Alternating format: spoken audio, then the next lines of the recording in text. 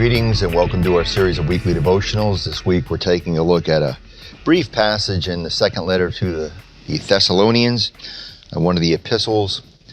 And this brief passage, the opening of the letter, is sort of described by scholars as sort of boilerplate language. In other words, it's very standard language that is found in most of Paul's letters, or at least in many of them. There's a greeting from Paul to the church, and then grace to you and peace from God. And then there's a thanksgiving. We give thanks for you. And then it moves on to some of the concerns and then prayers at the end of the passage. And this is sort of standard language in Paul's epistles. This is the structure and form and content of many of his letters. And it reminds us that we sometimes do the same thing in our religious practices. You know, I remember growing up, we would say nighttime prayers, bedtime prayers, and they always would go sort of the same way. You know, now I lay me down to sleep, I pray the Lord my soul to keep. If I should die before I wake, I pray the Lord my soul to take. And then I would pray for mom and dad and brother and sister and relatives and, you know, maybe a few things going on in the world at the time, but they were pretty much that boilerplate language, the standard.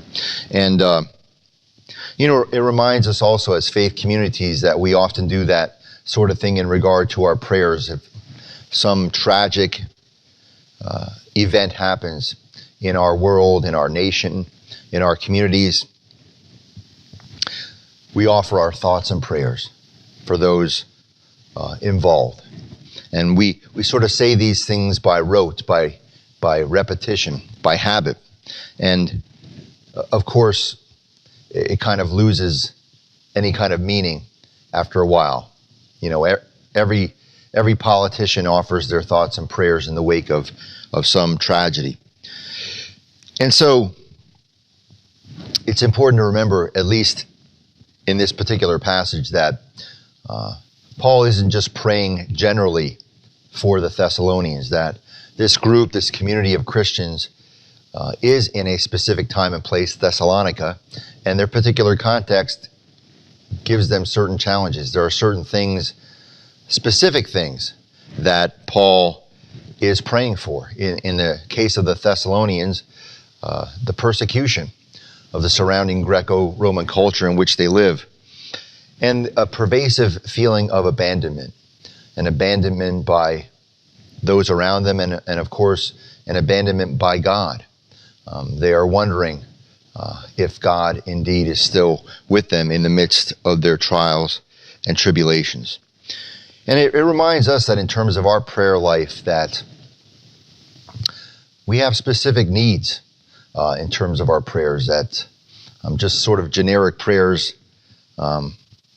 perhaps are not what we truly need. I remember a mentor of mine, I expressed to him some frustration. I said, you know, when I visit people in the hospital, sometimes you try to think of eloquent prayers to pray, and sometimes I said, you know, the words just don't come, and I don't really know what to pray for. And he said, well, why don't you ask the people you're with, what would you like me to pray for?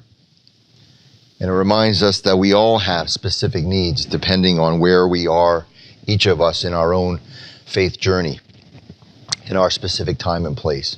And so for today, perhaps we might reflect on that. What is it in your life right now that could use some prayers? What is it in your surrounding community, in your context, in your circle of friends and family and acquaintances that you need to pray for? Think about some specific things and offer your prayers.